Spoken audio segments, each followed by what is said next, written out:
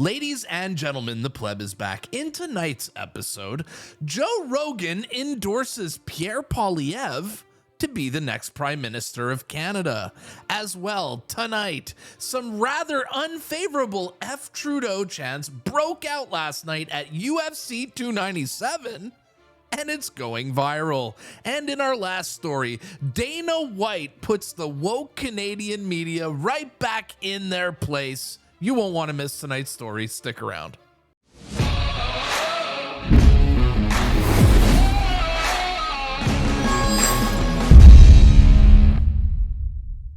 Before we start tonight's report, could I kindly ask you guys to subscribe to my channel? YouTube is unsubscribing you guys in mass numbers. If you guys read the comments on the last couple of videos I posted, many of you guys are being unsubscribed against your own will. So all I ask is you double check that you're still subscribed, and let's start tonight's report. Well, guys, something really huge happened last night at UFC 297. And no, it wasn't this.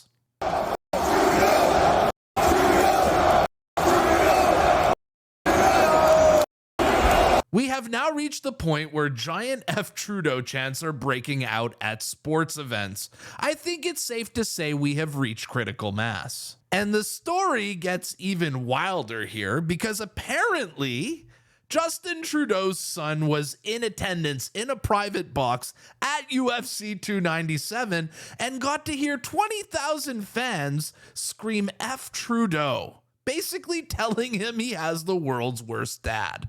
Ouch. Now, these giant chants were coming off of the same day that there was another anti-Trudeau march in downtown Toronto. Justin Castro, let's go! Justin Castro, let's go! Justin Castro, let's go!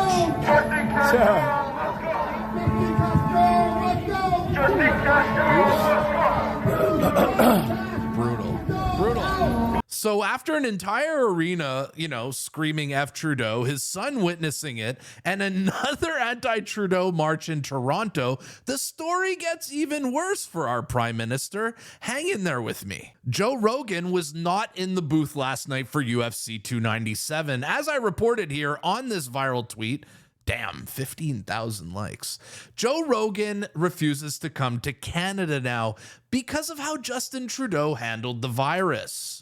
And of course, he also called Justin Trudeau a creepy dictator. So last night, Joe Rogan was not in Toronto for UFC 297. Instead, he hosted a podcast called Fight Companion. When he doesn't travel to do the fights, he does a podcast where a bunch of bros just watch the fight. Now, in this podcast, Joe Rogan reacts to hearing the F Trudeau chants inside the crowd and also happens to endorse Pierre Poilievre for Prime Minister. Watch this. Young Jamie.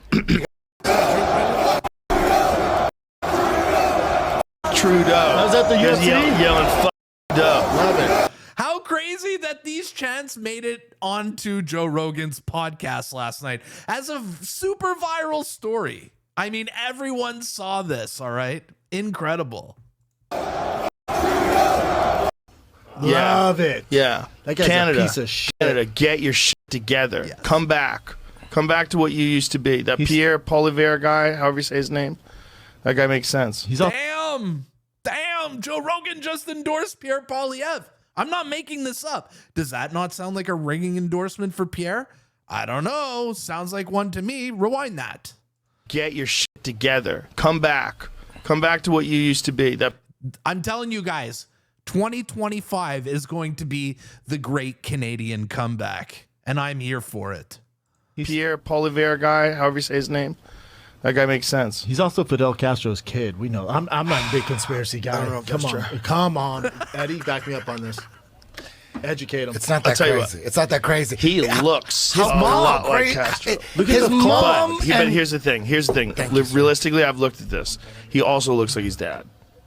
His dad looks like Castro. His dad's very similar in facial structure to Castro. But explain the mom going to hanging Cuba. Out, and he's got 9 months before he's born. Fidel's holding him. Going, that's why it's fun. That's why it's a fun theory. And she's on the flight logs so many times. This could all be solved with a very simple DNA test. With I would do. If someone was accusing my dad of being Castro, if someone said, hey, your grandfather was Mussolini, I'd be like, no. What are you talking about? Yeah, look, your grandma Mussolini. You think your grampy, the guy that used to take you fishing, you think that was your grandfather? No, your grandfather Mussolini. I'm like, no. I would have to find then out. they showed you a picture. Then they out. showed you a picture of Mussolini holding you. You'd be like, "Oh shit, it's looking pretty great." So yes, it was quite the wild night last night. I mean, the entire arena chanting F Trudeau, Joe Rogan endorsing Pierre Poilievre. It was a beautiful, beautiful night. Now, unfortunately, later on in that night, during the UFC 297 main event, after what was an absolute war, the crowd favorite and favorite of this channel, Sean Strickland, lost a split decision. It was a razor close fight, and we got to give props to the champ because he truly fought his heart out. And in his post-fight speech, the people's champ, Sean Strickland, took his time to thank Canada and tell this country how much he appreciates us. Watch. Canada, I fucking love you guys. You welcomed me. I feel like you guys are my family. I told you I would fucking bleed for you, and I bled for you, and I will do it any day of the fucking week. Let's run it back. Congrats, champ. You're the man. I'm out of here. Ladies and gentlemen, give it up for the former middleweight champion, Sean Strickland. But after that main event was over, the entertainment did not end just there, because Dana White went at it with the woke media once again at a post-fight press conference, putting this woke journalist in his place. And it's great. Watch. I just want to go back. You were talking about, like, you obviously give a long leash to your fighters about, you know, what they can say when they are up there with a UFC microphone, and you are getting into territory of homophobia, transphobia. Like, is there... I don't give anybody a leash. Well, I'm saying you... A leash? I'm like... Free speech. Control what people say. Gonna tell people what to believe. Gonna tell people... I don't fucking tell any other human being what to say, what to think, and there's no leashes on any of them. What is your question? I was asking that question. I'll move on, though. Yeah, probably a good idea. That's ridiculous to say I give somebody a leash.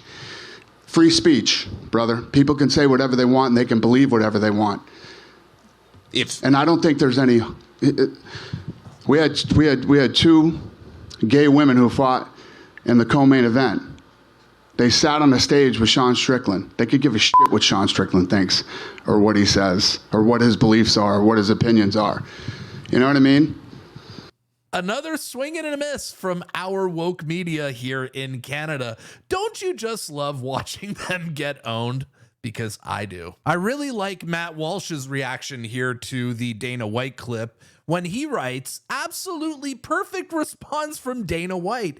These UFC guys are embarrassing leftist journalists every day, and it's beautiful to watch. And one last thing before we go. For those of you who thought you saw Sean Strickland winning the fight last night, well, you're not alone, because Dana White agrees. He thought Sean Strickland won the fight. Got a new champion, Hendricks du Plessis. I'm curious, did you have him winning that fight? It was a very close fight, and did you have him on the scorecards winning? It's funny. We were just looking at how the media had scored it, and right down the middle, I had it 2-2 going into the last round, and I thought Strickland won the last round. Guys who were sitting at the same table had it the other way, and you know, it was a close fight. I thought Strickland looked great in the first 2 rounds.